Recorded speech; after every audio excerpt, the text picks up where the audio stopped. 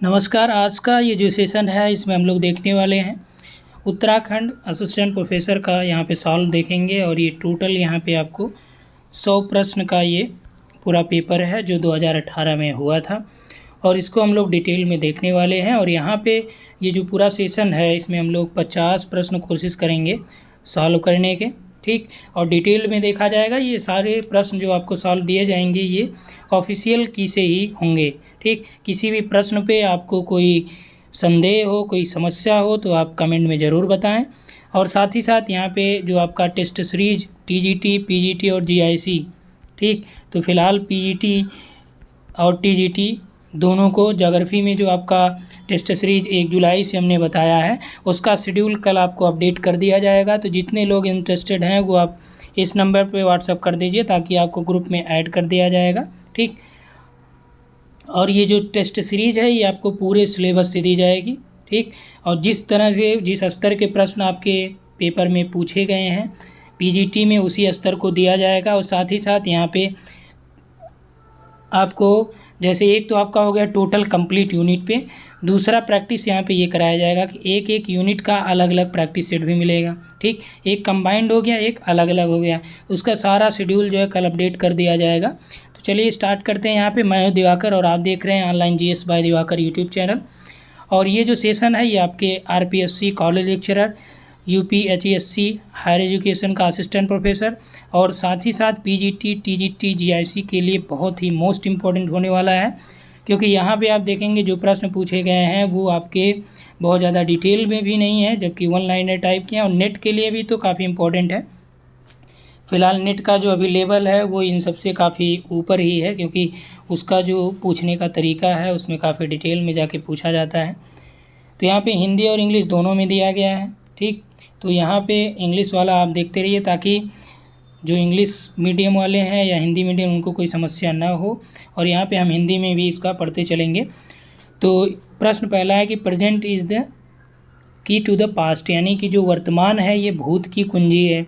ये किसने कहा है? जॉन प्लेफेयर, जेम्स हटन या फिर मेजर पावेल या फिर गिलबर्ट ने किया है। तो इसका राइट आंसर क्या हो जाएगा कि present is the key to the past, ये हैं जेम्स हटन महोदय, ठीक।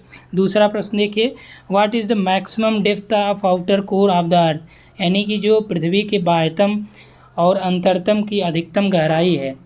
जो डेप्थ ऑफ आउटर कोर यानी कि जो बाह्य कोर की गहराई है वह कितना है या अधिकतम कितना है। तो जब आप इंटीरियर ऑफ द अर्थ पढ़े होंगे तो वहाँ पे आपको ये चीज़ें बताई गई होंगी, ठीक। यहाँ पे आपका होता है आउटर कोर और इनर कोर, ठीक। अब यहाँ से आपके लिए प्रश्न ये है कि आउटर कोर और इनर कोर के बीच एक डिसकंटिन्यूटी पाई जाती है, असंबद्धता पाई जाती है। उस असंबद्धता का नाम क्या है, ठीक। तो यहाँ पे जो आपका लास्ट में ये आते हैं तो इसका 63-71 हो जाता है किलोमीटर। ये आपका जो होता है आउटर कोर की गहराई, तो ये होती है 51-50, ठीक। तीसरा प्रश्न देखिए कि bigger the column lesser the density, smaller the column greater the density, who is the contributor of the above statement, यानी कि ऊंचा स्तंभ और कम घनत्व, यानी बिगर द कॉलम यानी ऊंचा स्तंभ, लेसर द डेंसिटी यानी कि कम घनत्व, और नीचा स्तंभ smaller the column greater the density, तो नीचा स्तंभ अधिक घनत्व। यानी कि ये जो स्टेटमेंट है कहा गया कि यदि स्तंभ ऊंचा होगा तो डेंसिटी क्या होगी? कम होगी। यदि स्तंभ नीचा होगा तो डेंसिटी अधिक होगी। तो ये थ्योरी किसकी है? यहाँ में देखिए एरी, प्राट और आपका हिस्कैनन और हेफोर्ड भी हैं, ठीक। तो इसमें जो ये सिद्धांत या स्टेटमेंट दिया है ये प्राट महोदय का स्टेटमेंट है। किसका है? ये प्राट महोदय का स्टेटमेंट है। उन्होंने बोला था कि जो आपका स्थल भाग अधिक ऊंचाई पे दिख रहा है उसकी डेंसिटी जो है कम होगी, जो कम ऊंचाई पे दिख रहा है उसकी डेंसिटी अधिक होगी, ठीक। इसका एरी भी इसी से संबंधित है, हालांकि उन्होंने इसका उल्टा बोला था। Which of the following is an initial landform, कौन सा एक मूल स्थल रूप है?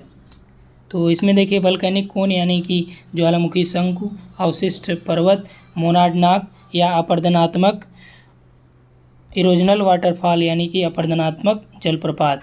तो इसमें मूल स्थल रूप की बात कर रहा है, यानी कि इनिशियल लैंडफॉर्म कौन सा है? तो इनिशियल लैंडफॉर्म जो इसमें है ये आपका है 4th नंबर का, तो इसमें आपका इरोजनल वाटरफॉल, ठीक, इरोजनल वाटरफॉल। यहाँ पे देखिए राइट आंसर इसका क्या हो जाएगा, हिंदी में भी देख लीजिए। यहाँ पे मूल स्थल रूप की बात किया तो ये आपका इरोजनल वाटरफॉल नहीं होगा, क्योंकि ये मूल स्थल रूप से संबंधित नहीं है। ये इसका राइट आंसर आपका हो जाएगा वोल्केनिक कोन, ठीक। इसका राइट आंसर क्या हो जाएगा, वोल्केनिक कोन जो है ये इनिशियल लैंडफॉर्म होता है, ठीक। इनिशियल लैंडफॉर्म यानी कि शुरुआत में जो बनता है, तो ये क्या होता है, ये वोल्केनिक कोन होता है। उसके बाद आइए ये 5 नंबर पर, चलिए 5th पे, निम्नलिखित पदों में से किसका संबंध प्लेट विवर्तनिकी सिद्धांत से नहीं है, ठीक, यानी प्लेट टेक्टोनिक थ्योरी से किसका संबंध नहीं है। तो ऑप्शन आपके पास दिया गया है, सबडक्शन यानी कि प्रत्यावर्तन, उसके बाद magnetic anomaly, sea floor spreading यानी सागर नितल प्रसार, उत्प्लावकता बल यानी फोर्स ऑफ बायोन्सी। तो इसमें जो आपका राइट आंसर हो जाएगा कि किसका संबंध जो है प्लेट विवर्तनिकी के सिद्धांत से नहीं है, तो सबडक्शन तो होता ही है, ठीक। जब एक प्लेट दूसरे के नीचे घुस जाती है तो ये क्या बोला जाता है, सबडक्शन, ठीक। चुंबकीय विसंगतियाँ भी इसमें देखी जाती है, इसी की वजह से क्या होती है, उसमें लहर उत्पन्न होती है। सागर नितल का प्रसार भी प्लेट विवर्तनिकी से संबंधित है, लेकिन जो फोर्स ऑफ बायोन्सी है यानी कि उत्प्लावकता का बल है, ये प्लेट विवर्तनिकी से संबंधित नहीं है। अगला पॉइंट बात करें रॉसबी वेव्स, तो Rossby waves are related to tides, jet stream, river या नन ऑफ दिस, यानी कि ज्वार से संबंधित है, जेट स्ट्रीम से है, नदी से, या किनमें से। तो जो रॉसबी वेव्स है ये आपका जेट स्ट्रीम से संबंधित है। एक प्रश्न आपका आरपीएससी में यही पूछा गया था, ठीक, और उसमें ये पूछा था कि ये जेट स्ट्रीम की, उसमें आपका प्रश्न देखिए आरपीएससी में क्या था कि रॉसबी तरंग जो जेट स्ट्रीम की है यह इसके किस अवस्था में उत्पन्न होती है, तो उसका राइट आंसर आपने वहाँ पर देखा था सेकेंड। अगला देखिए यहाँ पे कि दिया है कि सर्क जो है भू आकृति को विश्व के देशों में अलग अलग नामों से जाना जाता है। तो देश और नाम से यहाँ पे आपको जोड़ा चुनना है, ठीक, यानी कि जो सर्क है इसको अलग अलग देशों में अलग अलग नामों से जानते हैं, ये आपको भी पता है। तो इसमें कहाँ पे किस नामों से ये जाना जाएगा, और इसमें पूछ रहा है कि कौन सा जोड़ा गलत है, तो नॉर्वे में बोटन, जर्मनी में कोरन, स्कॉटलैंड मूल, फ्रांस में सर्क कहते हैं, ठीक। तो इसका राइट आंसर आपका हो जाएगा जो 7 नंबर है, इसका हो जाएगा स्कॉटलैंड ओले, यानी थर्ड ऑप्शन जो है यहाँ पे राइट हो जाएगा, ये आपका सही सुमेलित नहीं है। अगला देखिए प्राच्य जीवन का उषा काल किसे कहा जाता है, प्राच्य जीवन का उषा काल किसे कहा जाता है, पोटेरोजोइक कल्प, आर्कियोजोइक कल्प, या मेसियोजोइक कल्प, या कीनोजोइक कल्प, ठीक। तो राइट आंसर यहाँ पे आपका क्या हो जाएगा, आर्कियोजोइक कल्प को जो है ये प्राच्य जीवन का उषा काल कहा जाता है। तो यहाँ पे जो दिया गया है कि प्राच्य जीवन का उषा काल किसे कहा जाता है, तो ये आर्कियोजोइक जो इरा है उसको प्राच्य जीवन का उषा काल कहते हैं, ठीक। जियोलॉजिकल टाइम स्केल में आप लोगों ने ये देखा होगा।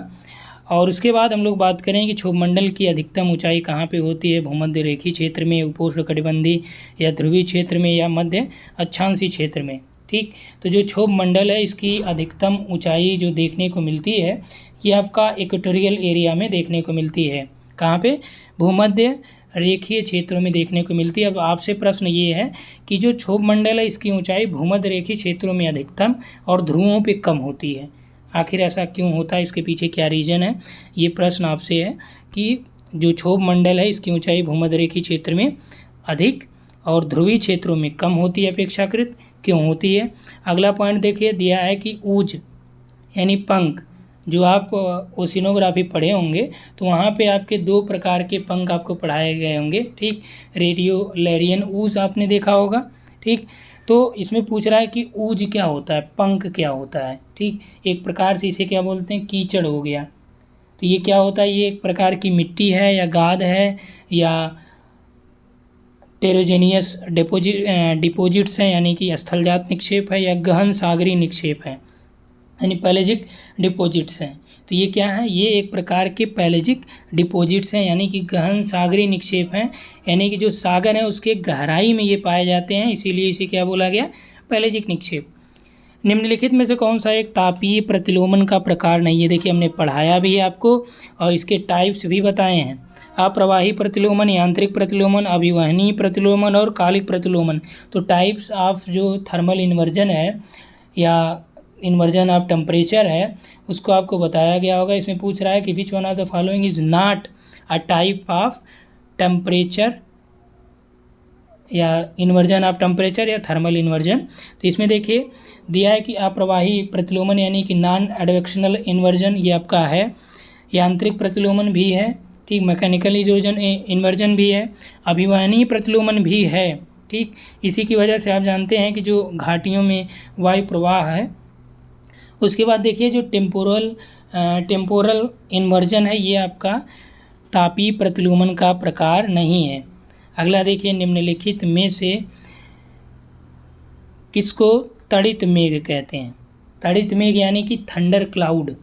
तो थंडर क्लाउड किसे कहा जाता है? इसमें दिया है कि पक्षाप कपासी, इंग्लिश भी देखते चलिए। पक्षाप कपासी का मतलब कि सीरो क्यूमुलस क्लाउड, कपासी मेघ या कपासी वर्षा मेघ का मतलब क्यूमुलस निम्बस क्लाउड, और पक्षाप स्तरी मेघ का मतलब सीरो स्टेटस क्लाउड, और आपका अवस्तरी कपासी का मतलब स्ट्रेटो क्यूमुलस क्लाउड। तो जो आपका तड़ित मेघ या थंडर क्लाउड कहा जाता है वो बोला जाता है क्यूमुलोनिम्बस क्लाउड को। क्यूमुलोनिम्बस क्लाउड यानी कि कपासी वर्षा मेघ को जो है थंडर क्लाउड के नाम से जाना जाता है, ठीक। तो आगे देखिए नेक्स्ट आ जाते हैं, यहाँ पे हिंदी देखते हैं। हिंदी का हम इंग्लिश करते चलेंगे क्योंकि यहाँ पे ज़्यादातर जो स्टूडेंट हैं वो हिंदी मीडियम के हैं। तो निम्नलिखित में से किसका एल्बिडो मैक्सिमम होता है? ठीक, which one of the following has the highest albedo? पक्षाप बादल यानी कि सीरस क्लाउड, उसके बाद आपका कपासी वर्षा बादल यानी कि क्यूमुलोनिम्बस क्लाउड, फिर है आपका बालू यानी कि सैंड, उसके बाद आपका पिघलता हिम यानी कि मेल्टिंग स्नो। तो सबसे ज़्यादा जो एल्बिडो होता है ये आपका मेल्टिंग स्नो का होता है, यानी पिघलते हुए बर्फ़ का होता है, हिम का होता है। अगला देखिए हिमकण सिद्धांत किसका है? ठीक, ice crystal theory was propounded by Bergeron, Taylor, Bowen या आरेनबर्ग। तो राइट आंसर यहाँ पे आपका हो जाएगा ice crystal theory propounded by Bergeron. अब आप बताएंगे कि आइस क्रिस्टल थ्योरी जो संबंधित है ये किससे है? आइस क्रिस्टल संबंधी यानी किस से संबंधित है? आइस क्रिस्टल थ्योरी यानी कि हिमकण सिद्धांत किससे संबंधित है? बर्गरान ने तो दिया है लेकिन ये किस संदर्भ में दिया था? आगे देखिए 15 नंबर, निम्न में से कौन सा एक प्रक्रिया वायुमंडल के उष्मन में कम से कम महत्व की है? यानी कि जो वायुमंडल में गर्मी होती है, उष्मा होती है, यानी विच one of the following process is the least important of atmosphere heating? जो एटमॉस्फेयर में गर्मी होती है, उष्मा होती है, या वायुमंडल जो गर्म होता है उसमें सबसे कम काम किसका होता है? यानी कि कौन सी जो यहाँ पे प्रोसेस है तो वो जो है लीस्ट इम्पॉर्टेंट है किसके लिए? एटमॉस्फेरिक हीटिंग के लिए कौन लीस्ट इम्पॉर्टेंट है? यहाँ पे देखिए दिया संचालन यानी कंडक्शन, उसके बाद आपका दिया है कि संवहन यानी कि convection, latent heat of condensation यानी कि संघनन की गुप्त ऊष्मा, पार्थिवीकरण यानी कि टेरेस्ट्रियल रेडिएशन। तो इसमें जो लीस्ट इम्पॉर्टेंट है एटमॉस्फेयर की हीटिंग के लिए, संचालन से देखिए क्या होता है, ठोसों में ऊष्मा का संचालन होता है। संवहन से क्या होता है, संवहन में जो आपका धाराएं इसमें चलती हैं और इसमें माध्यम की आवश्यकता भी नहीं होती है, ठीक। तो यहाँ पे पूछ रहा कम से कम महत्व किसका है? तो कम से कम जो महत्व होता है ये लेटेंट हीट ऑफ कंडेंसेशन की है, संघनन के गुप्त ऊष्मा की है, ठीक। अगला देखिए बर्कनीज का सिद्धांत किसकी उत्पत्ति से संबंधित है? जे बर्कनीज इनका पूरा नाम है। तो बर्कनीज किससे संबंधित है? उष्णकटिबंधीय चक्रवात यानी कि tropical cyclone, air mass, temperate cyclone या मानसून, ठीक। यानी उष्णकटिबंधीय चक्रवात, वायु राशियाँ, शीतोष्णकटिबंधीय चक्रवात, मानसून किससे संबंधित है? तो बर्कनीज का जो सिद्धांत है ये आपका संबंधित है शीतोष्णकटिबंधीय चक्रवात से, ठीक। बर्कनीज का सिद्धांत किससे संबंधित है? शीतोष्णकटिबंधीय चक्रवात से संबंधित है। अगला देखिए, समुद्री जल में प्रचुर मात्रा में क्या मिलता है? तो ये बहुत ही आसान प्रश्न है, पीजीटी में कई बार पूछा है, आरपीएससी में भी आपके पूछा गया है, कॉलेज लेक्चरर वाला जब आपने सॉल्व किया होगा। ठीक, यदि आप टोटल जो 300 प्रश्नों को सॉल्व किया उसका वीडियो नहीं देखे हैं तो प्लेलिस्ट यहाँ पे बनी है। ठीक, प्लेलिस्ट में देखिएगा, उसमें PYQ सॉल्व लिखा गया है, उसमें नेट का भी सॉल्व मिल जाएगा और अदर स्टेट के जो असिस्टेंट प्रोफेसर हैं उसके भी सॉल्व मिल जाएंगे। तो बरकनीज का जो सिद्धांत है किसकी उत्पत्ति से संबंधित है? तो ये शीतोष्ण कटिबंधीय चक्रवात से की उत्पत्ति से संबंधित है बरकनीज का जो सिद्धांत है।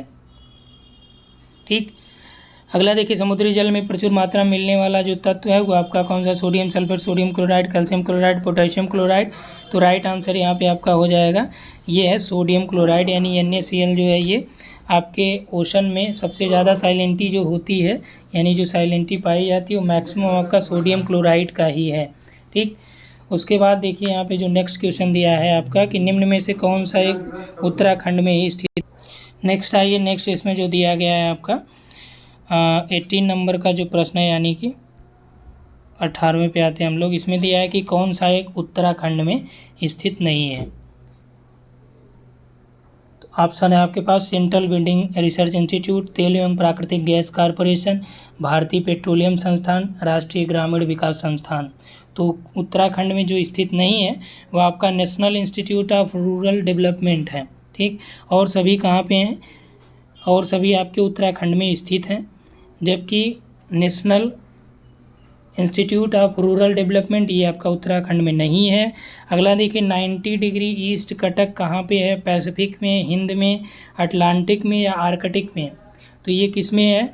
90 डिग्री जो ईस्ट कटक है या रिज है ये आपका इंडियन ओशन में है, हिंद महासागर में है। सागर तट से समुद्र की ओर जो निकली चट्टान होती है, ठीक, सागर तट से समुद्र की ओर जो चट्टानें निकली होती हैं उसे क्या बोला जाता है? स्केरी, जेटी, स्टैक या हुक। देखिए, जो आपका क्लाइमेटोलॉजी हमने कराया है उसमें आपको ये चीज़ें बताया गया है, हालांकि जेटी के बारे में बहुत डीप नहीं बताया गया है, लेकिन यहाँ पे समझिएगा कि जो सागर तट से समुद्र की ओर, यानी कि ये क्या होता है? सागर तट से समुद्र की ओर निकली हुई चट्टान होती है, जबकि स्केरी क्या होता है? स्केरी आपका सागर तट से संबंधित नहीं होता, बल्कि मान लीजिए ये सागर तट है, इसका ये एरिया कट गया तो ये एक छोटा सा द्वीप भी आप इसको कह सकते हैं कि छोटा सा द्वीप जो समुद्रों में दिखता है उसे बोलते हैं स्केरी, जबकि जो उससे रिलेटेड जो भी रॉक्स होती हैं जो समुद्र में निकली होती हैं उसे बोला जाता है जेट्टी। ठीक, अगला यहाँ पे जो प्रश्न है 21 का, उसमें दिया है कि निम्नलिखित में से उत्तराखंड का कौन सा एक नगर सुमेलित नहीं है। ठीक, नगर का प्रकार दिया है और नगर दिए गए हैं। घाटी नगर आपका श्रीनगर, तो श्रीनगर घाटी नगर है। संगम नगर जो है ऋषिकेश दिया है, तो ऋषिकेश जो है ये आपका संगम नगर नहीं है। ठीक, उसके बाद आपका जो दिया है द्वार नगर, यानी कि गेटवे टाउन, रामनगर है, रिस टाउन, पौड़ी है, तो ये राइट है। जबकि संगम जो नगर है ये ऋषिकेश इसमें दिया है, ये आपका रॉन्ग मैच किया है। 2014-15 में उत्तराखंड वन संसाधन परियोजना प्रारंभ करने में किसने सहायता की? तो ये आपका जापान के द्वारा सहायता की गई है। ठीक, ये जो आपके उत्तराखंड स्पेशल से संबंधित जो उत्तराखंड में लेक्चरर का पेपर होगा वहाँ के लिए यूजफुल होगा। रन ऑफ द रिवर तकनीकी क्या है? तो रन ऑफ द रिवर तकनीक ये आपका सुरंगों द्वारा जल विद्युत हेतु जल लेकर और फिर नदी को बहने देना है। यानी कि यहाँ पे क्या होता है कि रन ऑफ द रिवर जो टेक्नोलॉजी है उसमें जो जल है वो हाइड्रो पावर के थ्रू टनल में डाला जाता है। ठीक, टनल के थ्रू वहाँ पे जल विद्युत उत्पन्न किया जाता है। उसके बाद जो नदी का फ्लो है वो इससे कोई विशेष रूप में प्रभाव नहीं पड़ता है। आगे देखिए, मेघ वन पर्वतीय ढाल में पाए जाते हैं। मेघ वन यानी कि cloud forest are found in the mountain slopes of. तो मेघ वन जो पर्वतीय ढाल में पाए जाते हैं, किन पर्वतीय ढालों में? मेघ वन यानी कि क्लाउड फॉरेस्ट। तो यहाँ पे दिया है कि पायरानेस यानी पिरानीज जो पर्वत है, एंडीज, अपलेशियन और अपापाइंस या अपेनीज। तो इसमें जो राइट आंसर हो जाएगा, जो क्लाउड फॉरेस्ट हैं ये आपके एंडीज के स्लोप्स पे पाए जाते हैं। आगे देखिए, which of the following type of ecosystem is not based on source of level of energy. तो हिंदी में देख लीजिए, यहाँ पे जो दिया गया है हिंदी में दिया गया है कि निम्न में से कौन सी पारिस्थितिक तंत्र का ऊर्जा स्रोत व स्तर पर आधारित नहीं है। ठीक, यानी कि कौन सा जो है इकोलॉजी के सोर्स और उसके लेवल पर डिपेंड नहीं है या उस पर लेवल के बेस पर आधारित नहीं है। इसमें आपका दिया है कि nature based ecosystem, fuel based ecosystem या मैन बेस्ड इकोसिस्टम या फिर मिक्स्ड इकोसिस्टम, यानी कि कौन सा जो है पारिस्थितिक तंत्र ऊर्जा के स्रोत और उसके स्तर पर आधारित नहीं है। तो इसमें देखिए प्राकृतिक आधारित, ईंधन आधारित, मानव आधारित, मिश्रित। तो जो इसमें राइट आंसर आपका हो जाएगा ये जो मिक्स्ड इकोसिस्टम है, ये एनर्जी लेवल से इसका कोई संबंध नहीं होता है। आगे देखिए, निम्न में से कौन सा वृक्ष शीतोष्ण कोणधारी वनों में नहीं पाया जाता है। तो कौन सा जो वृक्ष है वो आपका टेम्परेट कोनिफेरस फॉरेस्ट में नहीं पाया जाता। इसमें दिया है स्प्रूस, ओक, फर और लार्च। तो जो शीतोष्ण कोणधारी या कोणधारी वनों का कौन सा वृक्ष नहीं है, उसमें राइट आंसर आपका हो जाएगा ओक जो है ये नहीं है। निम्न में से किस एक देश ने दलदली भूमि एवं तटवर्ती भूमि को भरकर भूमि का विस्तार किया है। नीदरलैंड, जर्मनी, नॉर्वे या स्वीडन। ठीक, तो नीदरलैंड ने ये काम किया है कि उसका जो दलदली एरिया था, वेटलैंड एरिया था या मार्शी लैंड एरिया था और कोस्टल जो लो लैंड्स थे उसको उन्होंने फिलिंग किया है और अपने यहाँ का जो क्षेत्र है उसको विस्तार किया है। 28 देखिए, किन भारतीय प्रदेशों में भूतापीय ऊर्जा की संभाव्यता जो है अधिक है। ठीक, यदि महाद्वीपों की बात करें तो अफ्रीका में सबसे ज़्यादा है, और यदि हम लोग बात करें भारतीय राज्यों में तो यहाँ पे देखिए जियो थर्मल एनर्जी की पॉसिबिलिटी सबसे ज़्यादा कहाँ पे है, तो ये आपका हिमालयी और उत्तर पूर्वी प्रदेशों में ही है। ठीक, आगे देखिए, निम्न में से जो हॉट स्पॉट हैं, पूछ रहा है कि हॉट स्पॉट पश्चिमी घाट पर स्थित नहीं है। कौन सा hot spot? Nilgiri, silent valley, Annamalai या सुंदरबन। 29 देखिए, कौन सा हॉट स्पॉट जो है पश्चिमी घाट में नहीं है। तो पश्चिमी घाट में जो आपका हॉट स्पॉट नहीं है वो आपका कौन सा है? सुंदरबन। कहाँ पे है ये? आपका पश्चिम बंगाल में। ठीक, जबकि नीलगिरी, साइलेंट वैली, अन्नामलाई ये सभी आपके वेस्टर्न घाट्स के हॉट स्पॉट हैं। आगे देखिए, पृथ्वी दिवस की अवधारणा जॉन मैकनोलन ने किस वर्ष दी? ये भी आपके लिए महत्वपूर्ण हो जाता है। ये पूछ देगा कि अर्थ डे जो मनाया जाता है, ठीक, वो अवधारणा जो है किसके द्वारा दी गई? तो जॉन मैकनोलन के द्वारा। अब कब उन्होंने ये दिया? तो इन्होंने दिया था 1969 में जो ये अवधारणा दी थी। उसके बाद आते हैं हम लोग हिमालय दिवस। Himalaya day is celebrated on, Himalaya जो दिवस है कब मनाया जाता है?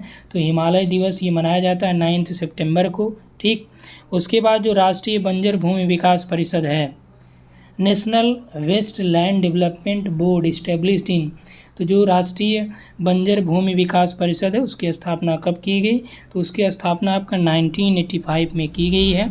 निम्न में से कौन सा कारण पर्यावरणीय समस्याओं के लिए अधिक उत्तरदायी है? ठीक, यहाँ पे ये देखिएगा, ये समझने वाले प्रश्न है और सभी जो फैक्ट वाले हैं वो डायरेक्ट आप देख सकते हैं। कह रहा है कि कौन सा जो है रिस्पॉन्सिबल है इन्वायरमेंटल प्रॉब्लम्स के लिए। ठीक, जनसंख्या में भारी वृद्धि, उद्योगों का विकास, धरातली जल का अंधाधुंध दोहन, कृषि भूमि की उत्पादकता में कमी। ठीक, तो जो पर्यावरणीय समस्याओं के लिए अधिक उत्तरदायी है उसमें कौन सा है यहाँ पे? तो ये आपका है जनसंख्या में भारी वृद्धि। अब आप कहेंगे कि धरातली जल का यदि अंधाधुंध शोषण होगा तो भी पर्यावरणीय समस्या होगी, उद्योगों का विकास होगा तब भी होगी, भूमि की उत्पादकता में कमी होगी तब भी होगी। लेकिन देखिए सबके पीछे क्या है? जनसंख्या ही तो है। यदि जनसंख्या को अधिक जल की आवश्यकता नहीं होगी तो क्यों जो है धरातली जल का अंधाधुंध दोहन किया जाएगा, यानी अनकंट्रोल्ड यूज जो है सरफेस वाटर का तभी होगा जब लोगों की डिमांड होगी।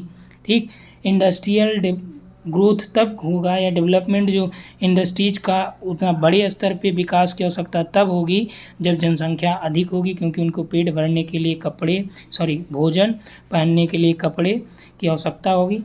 आगे देखिए, कृषि भूमि की उत्पादकता में कमी, तो जब पॉपुलेशन ग्रोथ हो जाएगा हैवी तो उससे क्या होगा कि एग्रीकल्चर जो लैंड है उसकी कमी हो जाएगी और इतनी ज़्यादा मात्रा में उसमें उर्वरकों का उपयोग होगा कि उसकी उत्पादकता में भी कमी हो जाएगी। तो इसलिए सबका रीजन क्या है? Population growth. ठीक, आगे देखिए, निम्नलिखित में से कौन सा प्राकृतिक आपदा भारत में सबसे अधिक प्रभाव डालती है? ये देखिए यूजीसी नेट में कई बार पूछे गए हैं फर्स्ट पेपर में। तो भारत में सबसे ज़्यादा जो इम्पैक्ट डालने वाली डिजास्टर्स हैं वो कौन सी हैं? बाढ़ एवं सूखा, नदियों का मार्ग परिवर्तन, ओलावृष्टि, तटीय चक्रवात। तो सबसे ज़्यादा जो प्रभावित करता है कौन सा है? बाढ़ और सूखा, फ्लड और ड्राट्स। ठीक, अगला देखिए 35 में, निम्नलिखित तटवर्ती नदियों में से किस एक नदी का जल सबसे अधिक प्रदूषित हो चुका है। यूजीसी में भी प्रश्न पूछा गया था आपका कि किसे जो है मरुस्थल कहा जाता है। ठीक, तो उसमें आपका यहाँ पे जो पूछा है प्रश्न कि coastal river has polluted it water most, कौन सा जो है तटीय नदी यानी तटवर्ती नदियाँ कौन सा एक सबसे अधिक जिसका जल प्रदूषित है, ताप्ती, मांडवी, पेरियार या नर्मदा। तो राइट आंसर यहाँ पे आपका जो पेरियार नदी है। ठीक, इसी पेरियार डैम बना है। ठीक, कहाँ पे, गोवा की। तो ये पेरियार नदी जो है सबसे अधिक प्रदूषित नदी है जो तटवर्ती हैं। तटवर्ती मतलब जो चारों दी गई इसमें प्रदूषित। ठीक, कौन सा देश पूर्ण रूप से भूतापीय ऊर्जा पर निर्भर है। ऑस्ट्रेलिया, ब्राज़ील, अर्जेंटीना और न्यूजीलैंड। यानी जियो थर्मल एनर्जी पे कौन सा देश जो है पूरी तरह से उसी पे डिपेंड है। तो इसमें आपका जो न्यूजीलैंड है ये totally depend on Jio thermal energy. आगे देखिए, पारिस्थितिक तंत्र किस सिद्धांत पर काम करता है, यानी कि the ecosystem is based on which principle. तो किस प्रिंसिपल पे ये काम करता है इकोसिस्टम। ये आपका एक्सचेंज यानी विनिमय, डिस्ट्रीब्यूशन यानी वितरण, या मोबिलिटी यानी गतिशीलता, या स्टेबिलिटी यानी स्थिरता। तो जो इकोसिस्टम है वो क्या है, इकोसिस्टम जो है मोबिलिटी उसमें पाई जाती है, यानी उसमें गतिशीलता पाई जाती है। ठीक, आगे देखिए, who propounded the concept of geographical pivot history. ठीक, प्रश्न यहाँ पे है कि किसने जो है ज्योग्राफिकल पिवोट हिस्ट्री का जो कॉन्सेप्ट है उसको इस्टेब्लिश किया। आगे देखिए, हिंदी में ये देखते हैं। ठीक, इंग्लिश में हम आपको बताते चलेंगे। चलिए, यहाँ पे देखिए दिया है कि ज्योग्राफिकल पिवोट हिस्ट्री की संकल्पना किसके द्वारा प्रतिपादित की गई। ये देखिए लगभग 10 बार प्रश्न पूछा गया। कहाँ कहाँ, नेट में आप देखिएगा इसके टाइम पीरियड को भी पूछा है, किसने वो कहा, सारी चीज़ें पूछी गई हैं। पीजीटी में पूछा गया है, आरपीएससी में यही प्रश्न पूछा गया। इसके टाइम पीरियड की बात किया तो वो आरपीएससी के द्वारा डिलीट कर दिया गया है। ठीक, क्योंकि इसमें काफ़ी कन्फ्यूजन उसमें जो ऑप्शन बना दिया था उसमें था। तो ज्योग्राफिकल पिवोट हिस्ट्री जो संकल्पना है किसके द्वारा प्रतिपादित की गई, मैकिंडर, मार्टोनी, हार्टसोन या डिमांजिया। ठीक, तो यहाँ पे देखिए ये कहीं जो डायरेक्ट दे दिया है। यदि यहाँ पे स्पाइकमैन मैकिंडर देता तो थोड़ा सा आप लोगों को कन्फ्यूजन होता। फिलहाल यदि पढ़े हैं तो कोई कन्फ्यूजन नहीं। मैकिंडर। निम्नलिखित में से कौन सुमेलित है। ठीक, पार्थिविकता, संभववाद, नवनिश्चयवाद, संभाव्यतावाद। पार्थिविकता यानी terrestrial unit, possibilism, neo determinism और प्रोबेबिलिज्म यानी संभाव्यता। प्रोबेबिलिज्म किसका है, तो प्रोबेबिलिज्म आपका है OH के इस पार्ट का, पीजीटी वाले लेक्चर में कराया हूँ। ठीक, नवनिश्चयवाद यानी नियो डिटर्मिनिज्म किसका है, तो नियो डिटर्मिनिज्म ये आपका टेलर का है नवनिश्चयवाद। पार्थिविकता ब्लांस का है। ठीक, टेरेस्ट्रियल यूनिटी ब्लांस भी संबंधित हैं और रेडजेल भी हैं, ध्यान रखिएगा। पार्थिव एकता से, लेकिन ब्लांस का जो है वो रेडजेल से अलग है। यदि आपसे प्रश्न पूछा जाए कि टेरेस्ट्रियल यूनिटी रेडजेल ना दिया रहे तब आप ब्लांस लगाइएगा, यदि रेडजेल दिया है तो आप रेडजेल लगाइएगा। ठीक, पार्थिव एकता, संभववाद को पता है कि ब्लांस हैं। ठीक, अब आपसे प्रश्न एक देखिए यहाँ पे, ये जो संभववाद वर्ड है, पॉसिबिलिज्म वर्ड है, ये किसने दिया था। ठीक, आगे देखिए यहाँ पे जो ऑप्शन इस हिसाब से हो जाएगा, ए का 2 देखिए, उसके बाद बी का 3, ए का 2, बी का 3। ठीक, ये दोनों तो गलत हो गए, आप ऊपर के 2 बचे। और संभाव्यवाद किसने, डी का यानी कि 4, ये आपका बी ऑप्शन यहाँ पे राइट हो जाएगा, 2 3 1 4। अगला देखिए, ग्रहों के दीर्घ वृत्ताकार पथ, जो हमने अभी आपका ब्रह्मांड के बारे में पढ़ाया था आपको एक लेक्चर। ठीक, वो पेड ग्रुप में कराया हूँ, उसमें डायरेक्ट हमने यही बात किया था कि कॉपरनिकस के बारे में भी बात हुई है वहाँ पे। ठीक, तो ग्रहों केपलर की भी बात की गई, गैलीलियो की भी और न्यूटन की भी, चारों की बात वहाँ पे हुई है। तो ग्रहों के दीर्घ वृत्ताकार पथ की जानकारी सर्वप्रथम किसने दी, गैलीलियो, केपलर, न्यूटन या फिर कॉपरनिकस। तो राइट आंसर यहाँ पे हो जाएगा, जो इलिप्टिकल पाथ ऑफ प्लैनेट्स बताया तो वो केपलर ने बताया था। इसने 3 नियम दिए थे। जियो पैसिफिक्स वर्ड का प्रयोग किसने किया। ठीक, जियो पैसिफिक्स वर्ड का उपयोग करने वाले कौन है, हार्टसोन, टेलर, मैकिंडर, हटिंगटन। तो जियो पैसिफिक्स वर्ड का उपयोग किया है ये ग्रिफिथ टेलर ने। निम्नलिखित में से इसमें देखिए आपको कथन और कारण दिया है कि जनसंख्या, भूगोल और सामाजिक भूगोल के कई समान आधार हैं। ठीक, तो ये बात सही है, क्योंकि जनसंख्या भूगोल और सामाजिक भूगोल दोनों आपके पॉपुलेशन या ह्यूमन ज्योग्राफी से रिलेटेड हैं। आगे देखिए, सामाजिक भूगोल का मुख्य केंद्र सामाजिक संगठन है और यह क्षेत्र वर्णनीय उपागम का अनुकरण नहीं करता है। ठीक, यानी कि जो main focus of social geography is on social organisation and it does not follow the chorological approach. क्षेत्र वर्णनीय उपागम, तो यदि सामाजिक भूगोल है तो जाहिर सी बात है वो कोरोलॉजिकल अप्रोच को फॉलो करेगा, जबकि यहाँ पे बोल रहा है नहीं करेगा। यदि नहीं आ गया तो रीजन आपका रॉन्ग है, कथन तो सही ही है, तो इस आधार पे ऑप्शन सी राइट हो गया। आगे देखिए, कौन सर्वप्रथम भूगोलवेत्ता है जिसने कहा था कि सर्वाधिक तापक्रम भूमध्य रेखीय पेटी में नहीं बल्कि उष्णकटिबंधों के घर मरुस्थलों में मिलता है। ठीक, maximum temperature is not found in equatorial belt rather in tropical hot desert. ठीक, तो किस में पाया जाता है ये, तो ये किसने कहा था, हेरोडोटस, वर्नियस, कांट या कोपेन। तो राइट आंसर हो गया यहाँ पे सर्वाधिक तापक्रम भूमध्य रेखीय पेटी में नहीं बल्कि उष्णकटिबंधों के गर्म स्थलों में होता है, वर्नियस ने कहा था। सुमेलित करना यहाँ पे देखिए दिया है, कॉस्मोग्राफिया यूनिवर्सल्स, कॉस्मोग्राफिक्स, लीवर, पृथ्वी की परिधि का मापन, कॉस्मॉस। ठीक, तो इसमें जो आपका राइट आंसर हो जाएगा, देखिए कॉस्मोग्राफी यूनिवर्सलिस ये आपका संबंधित है, इसमें जो आपका दिया गया है कि कॉस्मोग्राफिया यूनिवर्सल्स ये आपका संबंधित है मंस्टर से। ठीक, यूनिवर्सलिस, कॉस्मोग्राफिक्स लीवर, कॉस्मोग्राफिक्स लीवर ये आपका संबंधित है आपिन से। ठीक, फोर्थ से, पृथ्वी की परिधि का मापन किसने किया था, पृथ्वी की परिधि का मापन एराटोस्थनीज हो गए। ठीक, अब आप बताएंगे इन्होंने मापन करके कितना स्टेडिया बताया था। आगे कॉस्मॉस हमबोल्ट की है, तो इस आधार पर राइट आंसर आपका बी हो गया। आगे देखिए, निम्नलिखित में जो आपका यहाँ पे बुक का नाम दिया गया है जो भौगोलिक पर्यावरण का प्रभाव है, यानी इन्फ्लुएंस ऑफ जोग्राफिकल इन्वायरमेंट। ठीक, भौगोलिक पर्यावरण का या जोग्राफिक इन्वायरमेंट 1911 में जो लिखी याद रखिएगा, क्योंकि कभी कभी डायरेक्ट डेट पूछ देगा किसने ये लिखा है, तो ये सैम्पुल की हैं, रेडजेल की जो शिष्या हैं। The book of socio economic model in geography. ठीक, भूगोल में सामाजिक आर्थिक जो मॉडल है ये पुस्तक किसने लिखी है, ये देखिए पीजीटी में कराया हूँ मैंने, चोर्ले हैगट, डडले स्टॉर्म, मैकिंडर या फिर बोसिको। तो चोर्ले और हैगट ने भूगोल में सोशियो इकोनॉमिक मॉडल नामक बुक लिखा। हार्टलैंड सिद्धांत जो है किसकी व्याख्या करता है, तो हार्टलैंड जो थ्योरी है ये आपका व्याख्या करता है केंद्र राज्य संबंध की, भूमि शक्ति और समुद्र शक्ति के मध्य संघर्ष की, अंतर्राज्यीय संबंध या फिर इनमें से कोई नहीं।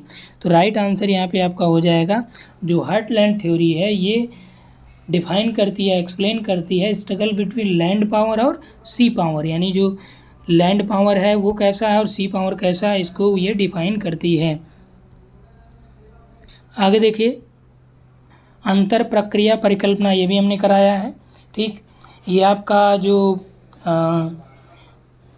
अधिवास भूगोल है उसमें भी कराया गया है। ठीक, और जनसंख्या में भी कराया गया है। अंतर प्रक्रिया परिकल्पना के प्रतिपादक कौन है, पेराक्स हैं, न्यूटन है, डॉड हैं या फिर हैगेट हैं। तो जो इंटरैक्शन हाइपोथेसिस है, याद रखिएगा इंटरैक्शन हाइपोथेसिस की बात चल रही है, तो ये सी डॉड हैं इसके।